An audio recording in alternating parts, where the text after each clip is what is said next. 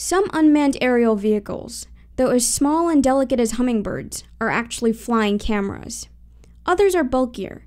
They shoot missiles and go by names like the Reaper. But such devices weren't dreamed up in a Hollywood studio to furnish fantasy landscapes.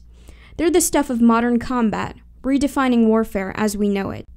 In March, the Pentagon generated the Aircraft Procurement Plan, a 30-year scheme for buying and developing warcrafts.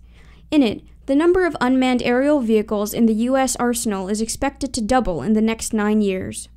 The report, alongside daily stories of airstrikes in Iraq, Afghanistan, Pakistan, and beyond, indicates the growing presence of the technology in national defensive efforts.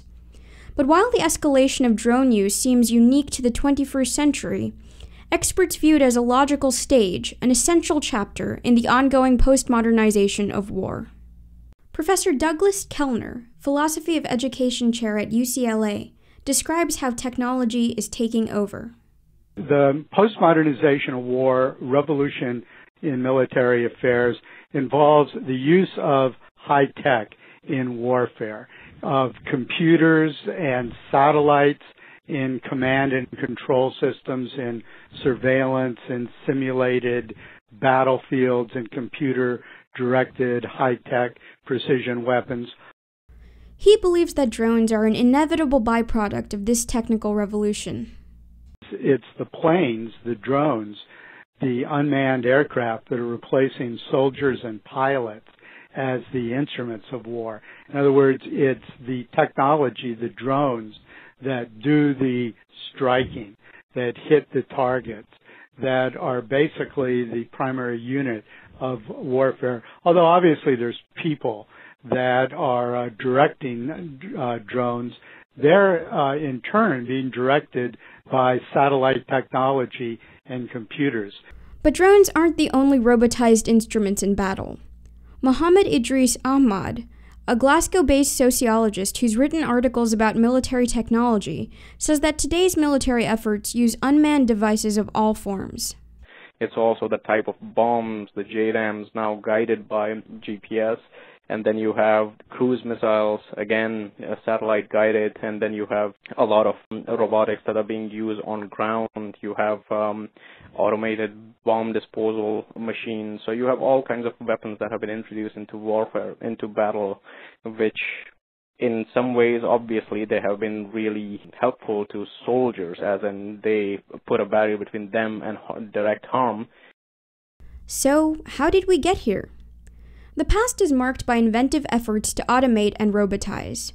In 350 BC, ancient Greek mathematician Archytas created a mechanical dove that he powered with steam. Then, when Nikola Tesla invented the radio-controlled motorboat in the 1900s, he revealed the military potential of unmanned devices. Kellner believes that the technical transformation and postmodernization of conflict began recently. During the Vietnam War, he says, the Pentagon developed the concept of an electronic battlefield made up of sensors to track the progress of Vietnamese troops. But these plans were thwarted when Vietnamese armies dug a series of undetectable tunnels all the way from Hanoi to the south of Vietnam.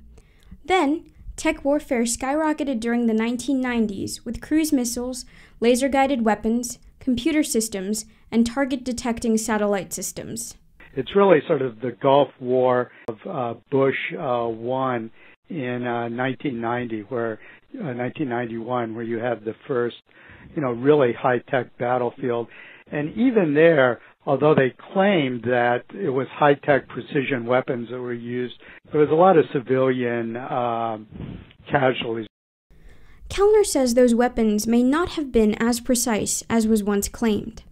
It's really only now, I think, in the last few years during the Obama administration that you have these high-tech drone attacks in Pakistan, in Afghanistan, more recently in Somalia and Yemen, that really are precision high-tech weapons. This rise of high-precision technology is accompanied by dramatic shifts in the conceptualization of war. According to Ahmad, the increasing disengagement brought about by drones is challenging fundamental notions of honor and valor. if you're fighting a just war, if there's a notion of defending either your people, your tribe, your family is associated with it. So there's a certain virtue because you're sacrificing. So what this does, having the drones or some machines could do the killing without you ever facing any danger, is that it removes that idea of sacrifice or virtue from war. So, for Ahmad, it is this remoteness of remote operations that defines postmodern conflicts. Ultimately, it is a vicarious experience of warfare, and in a manner which we have never seen before, because in the past, war was a participatory experience.